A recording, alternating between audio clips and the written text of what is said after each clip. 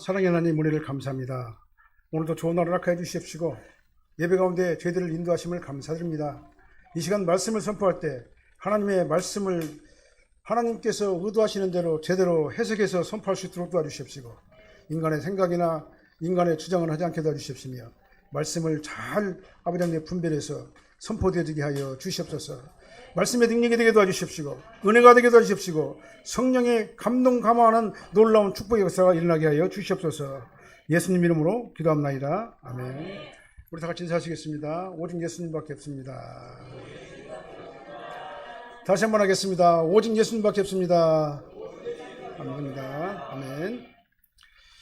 자, 우리가 보이는 세상은요, 우리가 보이는 게 전부가 아니라는 것을 우리는 지금 현재로 살면서도 알 수가 있죠. 하나님께서는 천지를 창조하실 때 보이는 것과 보이지 않는 것을 창조하셨어요. 모든 것을, 존재하는 모든 것을 다 창조하셨습니다. 산과 바다, 하늘, 땅 우리가 다 볼 수 있죠. 얼마나 멋있고 경치가 아름답습니까? 그래서 사람도 보이고 건물도 보이고 동물들도 보이고 식물과 바다, 고기 다 보이는 것들이잖아요. 우리는 그것들을 다 보면서 우리가 이 자연 속에서 우리가 살고 있는 거죠. 그리고 우리는 다 보이기 때문에 그들의 존재를 우리는 다 안다 그 말이에요. 근데 바람은 우리가 볼 수 있지만 바람이 있다는 사실을 모르는 사람 아무도 없어요. 근데 바람은 아무도 안 보여요. 근데 바람은 있어요. 우리가 마시는 공기도 있어요. 우리가 공기를 마셔야지 살잖아요. 근데 공기는 볼 수가 없어요. 근데 공기가 있다는 사실을 모르는 사람은 아마 아무도 없을 거예요. 다 공기가 있다는 것을 다 알 거예요. 시간도 마찬가지입니다. 우리는 시간을 볼 수가 없지만 그러나 시간은 지금도 계속해서 흘러가고 있어요. 이걸 갖다 우리가 부인할 사람 아무도 없다 그 말이죠. 그러나 안 보여요. 그리고 병원에 가면은요, MRI 있잖아요. MRI. 저도 얼마 전에 가가지고 MRI를 찍고 왔습니다만은 MRI 같은 기계는요, 방사선으로 우리 몸을 찍어가지고 우리 눈으로 우리 속에 있는 걸 다 볼 수가 있잖아요. 상태를. 근데 우리가 방사능은 우리가 볼 수가 없어요. 그러나 방사능이라고 하는 존재를 갖다가 우리가 모르는 사람도 아무도 없을 거예요. 다 할 거예요. 이렇게 우리가 사는 세상은요, 보이지 않지만 존재하는 것들이 참으로 많이 있다라는 것을 우리는 알 수가 있어요. 성경은 보이지 않는 영원한 세계에 대해서 우리에게 말씀하고 계셔요. 그것이 바로 어디냐면은 영원한 세계, 천국과 지옥을 갖다가 말씀하고 있는 겁니다. 우리가 사는 세상은요, 아주 잠시 잠깐이에요. 여기나 하나님께서 우리 시간이라고 해서 영원하거든요. 영원부터 영원까지 있거든요. 근데 우리 인생은 아무리 많이 살아도 200살 넘게 살 사람 아무도 없을 거예요. 설사 200살을 산다 할지라도 그 200년이라고 하는 기간이 그게 긴 기간이 아니에요. 영원한 시간에 보면 그냥 짧은 순간 찰나에 지나지 않는 거다 그 말이죠. 우리가 잠시 동안 이 사는 세상이 전부인 것처럼 우리는 착각하고 살 때가 많아요. 죽은 후에 세상이 있다는 것을 우리는 알아야 돼요. 우리가 죽음 후에 우리가 마지막 세상이 있는데요. 그것이 바로 어디냐면은 천국과 지옥이라는 것을 성경은 우리에게 분명하게 가르쳐주고 있어요. 천국과 지옥은 영원한 세상입니다. 이 땅에서 삶을 마치고 나면 누구든지 다 가야 되는 곳이에요. 예외가 없습니다. 그냥 구주 공천에 떠돌아다니는 홀령이 될 수가 없어요. 천국 아니면 지옥으로 다 가야 되는 거예요. 근데 이 성경은요, 이 천국 가는 길을 우리에게 알려주는 게 성경이에요. 그게 바로 구원의 책입니다. 그 길이 바로 예수 그리스도예요. 성경 먼저 한번 읽어볼게요. 요한복음 14장 6절 말씀, 사도행전 4장 12절 말씀 한번 읽어볼까요? 예수께서 이르시되 내가 곧 길이요 진리요 생명이니 나로 말미암지 않고는 아버지께로 올 자가 없느니라. 다른 이로서는 구원을 받을 수 없나니 천하 사람 중에 구원을 받을 만한 다른 이름을 우리에게 주신 적이 없느니라. 오직 예수님을 통하지 않냐고는 구원받을 수 있는 방법이 없어요. 예수님만이 천국에 들어가는 유일한 길이고 방법이고 예수님 안에 들어가야지만 우리가 영원한 천국 시민이 될 수가 되는 거예요. 그게 바로 생명의 길입니다. 다른 길은 없어요. 이 구원의 진리를 말씀하시는 것이 바로 성경 66권 예수 그리스도의 복음 진리인 거예요. 그래서 오늘은 이 본 말씀 중심으로 해가지고 예수 그리스도의 복음이라고 하는 그 제목으로 하나님 말씀을 선포하겠습니다. 이 말씀이 선포될 때 예수 그리스도의 복음이 우리 가운데 넘쳐나게 되기를 예수님으로 축원합니다. 첫 번째로 복음은요, 성경이 미리 다 예언되어 있어요. 예수님이 오시기 전에 구약 성경에 이미 다 예언되어 있는 것들이에요. 2절 말씀 한번 읽어볼까요? 2절. 이 복음은 하나님이 선지자들을 통하여 그의 아들에 관하여 성경에 미리 약속하신 것이라. 그 아들에 관하여 말하면 육신으로는 다윗의 혈통에서 나셨다 그랬어요. 복음은 예수 그리스도에 관한 구원의 말씀이 바로 복음이에요. 딴 게 복음이 아니라 예수를 믿어야 구원받는다, 이게 복음이에요. 사도 바울은 자신이 예수 그리스도로부터 복음의 일꾼으로 부르심을 받았다, 오늘 본문에서 말씀하고 있어요. 1절에 하나님께서는 구약 선지자들에게 예수님에 대해 가지고 계속해서 예언을 했어요. 말씀하셨어요. 선지자들에게 예수님께서 만민의 죄를 대속하시기 위해서 이 땅에 메시아로 오실 것이다 라고 선지자들에게 예수님이 오시기 전에 계속해 가지고 말씀하셨어요. 이 예언에 대한 말씀이 바로 구약 전반에 걸쳐서 기록되어 있어요. 선지자들이 하나님 말씀 받아가지고 예수님에 대한 예언의 말씀을 성경 모두에 기록했습니다. 그것이 바로 구약 39권이에요. 이 예언의 약속대로 예수님께서는 다윗의 혈통, 아브라함의 후손 다윗의 씨에서 이 땅에 오신 거예요. 그리고 만민의 죄를 대속하시고 부활하시고 하나님의 아들로 선포되신 구세주가 바로 예수 그리스도신 겁니다. 창세기서 22장 18절 말씀 한번 읽어보게요. 또 내 씨로 말미암아 천하 만민이 복을 받으리니 이는 내가 나의 말을 준행하였음이라 하셨다 하니라. 내 씨는 누굽니까? 다윗의 씨를 얘기하는 거예요. 아브라함의 후손을 얘기하는 거죠. 근데 그 내 씨는 누굴 얘기하냐면 다윗의 씨를 얘기하는 거예요. 그래서 내 씨로 말미암아 아브라함의 후손으로 말미암아, 아브라함의 후손이 누구냐면 예수 그리스도시죠. 내 씨는 예수 그리스도를 얘기하는 거죠. 예수 그리스도로 말미암아 온 천하 만민이 복을 받을 것이다. 예수님께서 만민의 죄를 대속하시려고 이 땅에 오신다는 그런 말씀, 예언의 말씀이에요. 이게 창세기서부터 시작하고 이 예언의 말씀이 시작된 거예요. 이사야서 9장 6절로 7절 말씀도 한번 읽어보게요. 한 아이가 우리에게서 낳고 한 아들을 우리에게 주신 바 됐는데 다윗의 왕자와 그의 나라에 군림하여 그 나라를 굳게 세우고 지금 이후로 영원히 정의와 공의로 그것을 보존하실 것이라. 한 아이가 우리에게 나셨다는 말은 뭔 말이냐면요, 예수님께서 우리와 똑같은 성정이 같은 인간으로 이 땅에 오셨다 그 말입니다. 뭐 때문에요? 만민의 죄를 대속하시려고 희생제물이 되어주시려고. 왜 그래요? 우리 인간은 다 흠과 티가 다 있어가지고 온전한 희생제물이 될 수 있는 사람이 아무도 없어요. 그래서 예수님께서 이 땅에 오셔가지고 완전한 인간으로 하나님께서 육신을 입고 이 땅에 오셔가지고 죄 없으신 그분이 온전한 희생제물로 우리 죄를 대신해가지고 십자가에 못 박아 죽으신 거예요. 그래서 희생제물로 오신 겁니다. 그 예수님이 바로 성경의 예언대로 아브라함의 후손인 다윗의 혈통에서 나신 거예요. 오늘 본문에서도 육신으로는 다윗의 혈통에서 나셨다고 그랬잖아요. 예수님께서는 이 죄인들의 대표로 오셔가지고 만민의 죄를 대속하시려고 온전한 희생제물이 되어주신 겁니다. 그래서 누군지 예수님을 믿으면 구원받아요. 예수님 안으로 들어가기만 하면 구원받아요. 왜 그러냐? 예수님께서 다 완성하셨기 때문에. 우리 인간은 완성하지 못하는 그 구원을 예수님께서 완성하셨기 때문에 우리 이제 예수님 안으로 들어가기만 하면 우리도 예수님 안에서 우리가 구원을 받게 되는 거다라는 것을 성경은 계속해서 반복적으로 말씀하고 있는 거예요. 그래서 우리가 하나님의 자녀가 되는 방법은 예수님 안에 들어가는 방법밖에 없어요. 다른 길은 없어요. 자, 누가복음 4장 18절로 19절 말씀 한번 읽어볼까요? 주의 성령이 내게 임하셨으니 이는 가난한 자에게 복음을 전하게 하시려고 내게 기름을 부으시고 나를 보내사 포로된 자에게 자유를, 눈먼 자에게 다시 보게 함을 전파하여 눌린 자를 자유하게 하고 주의 은혜의 해를 전파하게 하려 하심이라 하였더라. 예수님께서 하신 말씀이에요. 주의 성령이 예수님께 임하니까 뭐가 돼요? 구세주가 됐다 그 말이에요. 예수님께서 메시아로 이 땅에 오셨다 그 말입니다. 누구든지 예수님 안으로 들어가면은 마음이 상한 자가 고침을 받아요. 그 다음에 죄에서 자유함을 얻게 됩니다. 사망에서 노임을 받게 돼요. 그래서 영원한 천국 시민이 되는 거다 그 말이에요.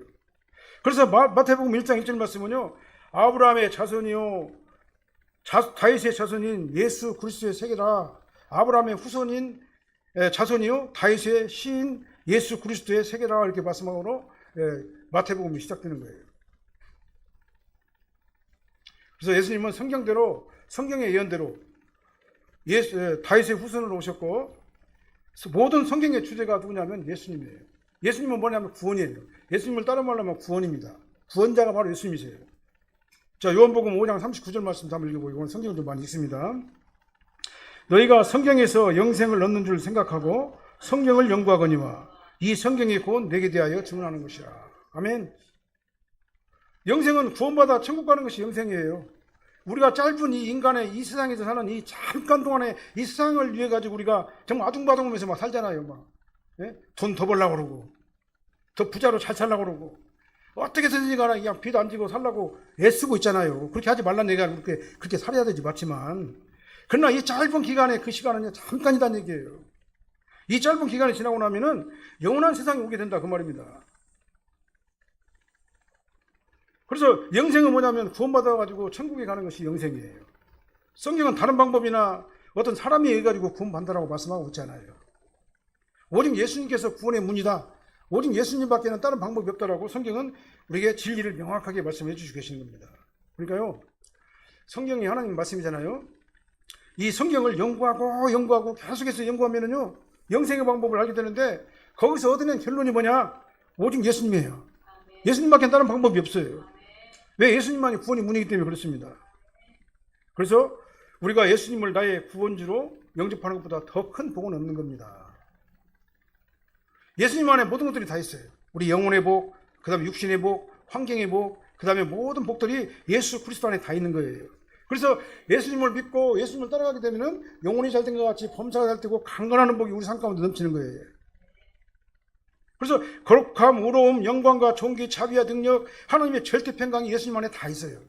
그렇기 때문에 우리가 예수님 안에 들어가기만 하면요, 내 마음이 평강으로 나를 지배하기 때문에 하나님의 그래서 내 심령이 천국이 되게 되는 거다 그 말이죠. 그래서 심령 천국을 누리며 살게 되는 거예요.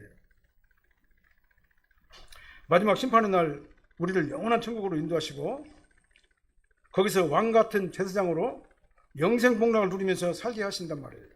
그분이 바로 누구냐? 예수님이에요. 오직 예수님을 통해서만 천국에 갈 수가 있는 겁니다. 다른 이름으로는 구원받을 수가 없어요. 이것이 바로 하나님께서 성경에 미리 약속하신 그 예언의 말씀이에요.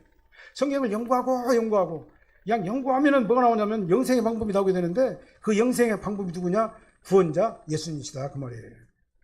그 다음 두 번째로요, 복음은 믿는 자들에게 구원을 주시는 하나님의 능력이라고 그랬어요. 16절 말씀 한번 읽어볼까요? 내가 복음을 부끄러워하지 아니하노니 이 복음은 모든 믿는 자에게 구원을 주시는 하나님의 능력이 됨이라. 먼저는 유대인에게요, 그리고 헬라인에게로다. 유대인에게요, 헬라인에게로 하면 모든 믿는 사람을 얘기하는 거예요. 이방인들도 구원받는다 그 말입니다. 누구를 통해서요? 예수 그리스도의 복음을 통해서.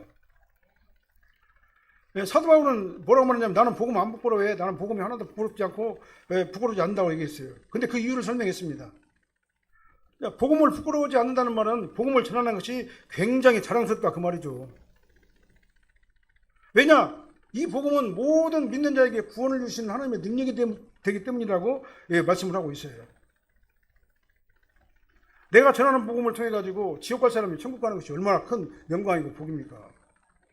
내가 복음을 전해 가지고 그 사람이 지옥 갈 사람이 천국 가봐요. 그러면 하늘의 상급이 얼마나 크겠냐 그 말이에요. 한 영혼을 구원시키는 것이 그렇게 큰 거예요. 그래서 많은 사람들이 예수를 전하는 거예요. 예수 믿으라고. 어떻게 해요? 부끄러워하지 아니하고 자랑스럽게 전하는 거다 그 말이죠. 세상 사람들은요, 복음을 전하는 사람들 갖다가는 이상한 사람으로 취급할 때가 많아요. 저 사람 참 이상한 사람이네, 그렇게 취급할 때가 많아요. 왜냐하면요, 우리 인간은요, 철학적, 이성적, 논리적 이런 그런 사고방식이 우리 안에 있거든요. 이게 철학적이고 이성적이고 논리적인 사람에게 천국과 지옥을 말하고 그 다음에 구원을 말하면 미련한 것이라고 느껴질 수가 있기 때문에 그래요.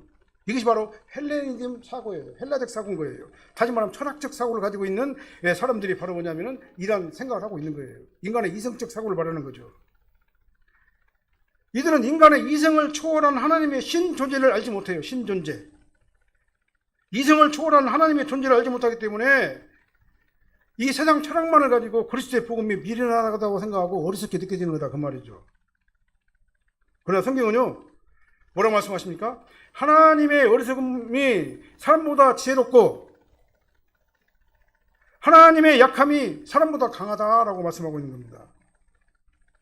자, 철학이 아무리 고상하고 높은 수준의 어떤 그 고상한 그런 그 이론이라 할지라도 이성적인 아주 굉장히 발달한 그런 철학이 그런 그 수준에 도달한다 하더라도 이건 뭡니까? 하나님께서 허용하신 범주 안에서 되는 거예요. 여기는 하나님께서 허용하신 것이기 때문에 인간의 철학이 아무리 고상하고 높고 심오해도 하나님의 지혜를 초월할 수가 없는 거예요. 하나님의 지혜를 초월할 수가 없어요. 인간의 이성은요. 그래서 우리 인간의 이성을 가지고 하나님을 판단할 수가 없는 겁니다. 그래서 우리 인간의 이성이나 철학적 사고를 가지고는 하나님의 신 존재를 알 수가 없어요. 왜냐? 하나님께서 말씀하신 이런 그 하나님의 지혜를 우리 인간은 초월할 수가 없기 때문에 그렇습니다. 그래서 하나님께서 알려주신 만큼만 우리는 하나님을 아는 거예요. 그게 바로 뭐냐? 성경 66권이고, 그 다음에 일반 계시를 통해서 하나님을 알게 하시고, 그 다음에 우리가 영적인 존재이기 때문에 하나님께서 우리를 통해 가지고 하나님의 신 존재를 깨닫게 하는 거예요. 그렇지 않고서는 우리가 하나님을 알 수 있는 방법이 전혀 없어요. 왜 그냥 하나님은 영이시기 때문에 그렇습니다. 네. 그럼에도 불구하고 하나님의 자녀들이 복음을 전하다가 사람들로부터 저 사람 참 미련한 사람이고 어리석은 사람이네. 왜 나한테 저런 말을 한대? 예? 이 세상에 무슨 하나님이 있고 예수님이 있고 구원을 받는다고 저런 말을 한대야? 그렇게 말한다 그 말이죠. 예? 이렇게 말을 듣고도 당당하게 복음을 부끄러워하지 않냐고 전하는 이유가 있다 그 말입니다. 복음을 전하면 하나님께서 선택하신 자들에게 복음이 구원의 능력이 되는 겁니다. 그 사람의 신분이 천국 시민권자로 바꿔지기 때문에 그러는 거예요. 그래서 사도 바울은 뭐라고 하니까 나는 복음을 전하는 걸 절대로 부끄러워하지 않는다. 오히려 자랑스럽다. 복음을 전하는 것이 세상 사람들이 어리석다 미련하다고 생각할지는 모르지만은 나는 오히려 큰 보람으로 여기고 정말 자랑스럽게 이 복음을 전한다 라고 소신 있게 사도 바울은 말한 거예요. 왜 그렇습니까? 생명을 살리고 영혼을 살리는 일이기 때문에 그렇습니다. 오히려 자랑스러운 일이다 그 말이죠. 그래서 이 복음은 생명을 구하고 구원하는 귀한 사역일 뿐만 아니라 복음을 믿고 받아들이는 사람에게는 구원을 주시는 하나님의 능력이 임하기 때문에 그렇습니다. 누가복음 9장 26절 한번 읽어볼까요? 누구든지 나와 내 말을 부끄러워하면 인자도 자기와 아버지와 거룩한 천사들의 영광으로 올 때 그 사람을 부끄러워하리라. 이 말씀 때문에 우리가 복음을 전하는 거예요. 우리는 복음을 부끄러워하지 않는 것이 아니라 복음 전하는 것을 자랑스럽게 생각하는 겁니다. 사실 어서리가 없다고 그러죠. 우리 전주말로. 남자들은 어서리가 없어가지고 사람들한테 예수 믿으라고 말을 함부로 못해요. 왜 나는 믿지만 그만하니까 참 입에서 안 떨어집니다. 근데 사도 바울은 뭐라고 하니까 나는 이만 자신 있게 부끄러우지 아니하고 담대하게 예수 그리스도를 전한다라고 사도 바울은 그렇게 자랑한 거예요.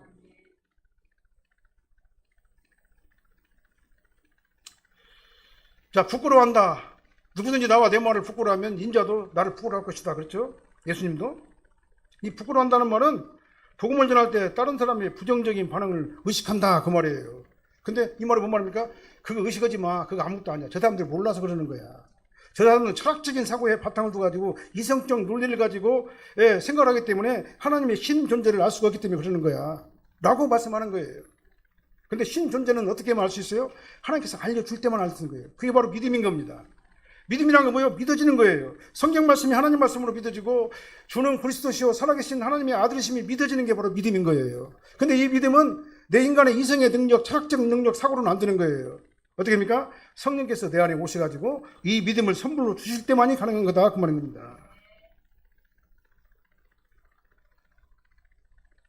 정말 내가 구원받은 하나님의 백성이면서도 복음을 부끄러워한다는 것은 나를 구원하신 하나님 앞에서 얼마나 죄송한 일입니까? 근데 우리는 그 죄송한 일을 날마다 하고 있어요. 다 담대하게 복음을 전해야 되는데 그걸 하지 못하고 있다 그 말이에요. 그래서 예수님께서도 말씀하시잖아요. 저 본문에 누구든지 나와 내 말을 부끄러워하면 인자도 그 사람을 부끄러워할 것이다 라고까지 이렇게 수학적인 표현을 통해 가지고 말씀하셨어요. 안 믿는 가족이나 이웃에게 복음을 전하시기 바랍니다. 나는 예수님을 믿고 구원받은 하나님의 백성이 됐어요. 내가 예수 믿으니까 얼마나 좋은지 몰라요. 그러니까 당신도 예수님을 믿고 구원받으세요. 당당하고 떳떳하고 자신감을 가지고 자랑스럽게 선언할 수 있는 저와 여러분들 되시기를 예수님으로 축원합니다. 내가 믿는 하나님을 부끄러우면 안 되잖아요. 내가 예수님을 믿고 구원받고 하나님 백성이 됐잖아요. 당당하게 전하시기 바랍니다. 당당하게. 그러면 내 생각 같아서는요, 저 사람 도저히 예수 믿을 사람이 아니야. 저 사람은 도저히 예수 믿을 사람이 아니야. 절대로 예수 믿을 사람이 아닌 것 같은데도 오늘 여러분들 다 와 있잖아요. 저와 여러분들 예수 믿을 사람 같았어요? 예수 믿을 사람 같지 않았잖아요. 근데 누군가로부터 복음을 전해 들었잖아요. 그러니까 이제는 예수가 아니면 살 수가 없는 거예요. 우린 내 생각일 뿐이에요. 내 생각일 뿐이에요. 복음을 전하면 믿고 안 믿고는 누가 하시느냐? 성령께서 하시는 거다 그 말이에요. 그래서 우리는 복음을 부끄러워할 필요가 없어요. 그 사람 믿고 안 믿고는 아무 상관이 없어요. 누가 역사하셨기 때문에요? 하나님께서 그 사람에게 믿음을 선물로 주셔야지만이 그 사람을 믿을 수 있기 때문에 그러는 거예요. 우리는 복음을 부끄러워할 필요가 없어요. 나가 예수 믿고 구원받은 확신이 있다면 우리는 자신 있게 예수 그리스도의 복음을 전하는 조합원들이 되어야 될 줄 믿습니다. 이게 바로 기적인 거예요. 뭐가 기적이냐면요, 내가 예수 믿고 구원받은 게 첫째 기적이에요. 나 같은 사람이 예수 믿고 구원받은 게 기적입니다. 그리고 내가 전해가지고 도저히 믿을 것 같지 않은 그 사람이 예수 믿고 구원받는 게 기적이에요. 다른 게 기적이 아닌 겁니다. 그냥 나는 뭡니까? 그러니까요, 그냥 도구예요. 도구예요. 하나님의 복음사에게 도구가 되는 거다 그 말이죠. 그리고 내가 하나님의 복음사에게 도구가 된다는 것을 가장 큰 보람으로 여기고 기쁨으로 여기는 것이 바로 우리 크리스찬이 아니겠냐 그 말입니다. 정말 자랑스럽고 담당하게 하나님의 복음을 전하시기를 예수님으로 축원합니다. 16절을 한번 다시 한번 읽어보게요. 그런 의미에서 내가 복음을 부끄러워하지 아니하노니 이 복음은 모든 믿는 자에게 구원을 주시는 하나님의 능력이 됨이라. 먼저는 유대인에게요, 그리고 헬라인에게로다. 이 복음이 능력인 줄로 믿습니다. 이 복음의 능력은요, 내가 하는 게 아니에요. 내가 복음을 딱 전하면 성령께서 역사하시는 거예요. 믿을 사람에게 역사하는 거예요. 그렇기 때문에 우리는 복음을 부끄러워하지 않냐고 강하고 담대하게 예수 그리스도의 복음을 전해줄 줄로 믿습니다. 세 번째로 복음을 믿으면요, 하나님께서 나를 의인이라고 해주신대요. 의인. 왜 그러냐면 천국은 의인만 들어가는 곳이거든요. 불의한 사람은 들어갈 수 없는 것이 천국이에요. 근데 한번 생각을 해보세요. 저 사람들이 그렇게 의인입니까? 내가 예수 믿고 구원받고 목사가 됐어요. 신학교에서는 학생들을 가르치는 선생이에요. 그런데도 불구하고 내가 의인으로서 천국에 들어갈 자격이 나 자신 있는 거예요? 아니에요. 나는 자격이 없지만 누가 나를 자격 있는 사람으로 만들어주시는 거예요? 예수 그리스도의 십자가 보혈의 옷을 입을 때만 그것이 가능한 거다 그 말이에요. 이게 바로 복음의 의예요. 복음에는 하나님의 의가 나타나서 믿음으로 믿음이 이르게 한다고 말씀하셨어요. 그래서 나는 연약하고 부족하고 더럽고 냄새나고 추한 그런 연약한 존재지만 하나님께서 내가 예수님만으로 들어가지고 예수의 그리스도의 십자가 보혈의 옷을 입었더니 그 보혈의 피로 깨끗하게 씻음을 받고 나의 죄를 다 감춰주신 것이 바로 뭐냐면 칭의다 이렇게 말하는 거예요. 그리고 복음을 믿으면 하나님께서 칭의다 이 말은 의인으로 인정해 주신다 그 말이에요. 법적인 용어예요. 법적 용어입니다. 왜 그냥 예수님만으로 들어갔기 때문에. 왜 그냥 하나님께서 예수님만으로 들어가는 자는 모든 자들을 구원시키겠다고 약속을 하셨기 때문에. 그렇기 때문에 예수님만으로 들어가고 십자가 보혈의 옷을 입기만 하면 하나님께서 나를 의인이라고 인정을 해주신다 그 말이에요. 이게 바로 신학적 용어로 칭의라고 하는 거예요. 칭의. 하나님께서 죄를 어렵다고 선언하시고 법적인 자녀를 만들어주시고 난 다음에 이걸 양자라고 그러죠. 법적인 자녀가 양자죠. 양자를 만들어주면 천국에 하나님의 아들로 입양시켜 주셔가지고 천국 시민이 되게 하시는 거예요. 그래서 우리는 다른 말 양자고 입양자예요. 우리는 양자로서 천국에 하나님 아버지께서 나를 입양시켜 주신 거예요. 천국으로. 나는 천국에 들어갈 수 있는 자격이 없어요. 근데 누가 되는 거예요? 하나님께서 나를 하나님의 직권과 은혜로 나를 예수 그리스도의 옷을 입혀가지고 입양시켜가지고 천국 시민 하나님의 아들로 만들어주신 거다 그 말이에요. 이게 얼마나 놀라운 일입니까? 얼마나 놀라운 일이에요. 내가 하나님의 아들이 됐다는 얘기잖아요.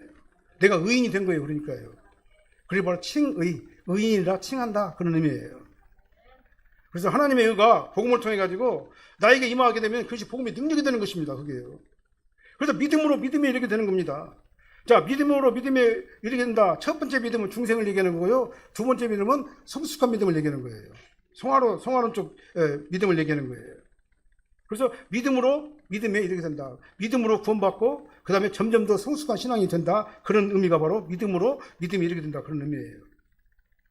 그래서 복음에는 하나님의 의가 나타나가지고 믿음으로 중생하여 하나님의 자녀가 되고 성화의 과정을 거치면서 하나님 말씀을 따라가니까 점점 더 내가 성화적 인물이 되는 거다. 그 말이죠.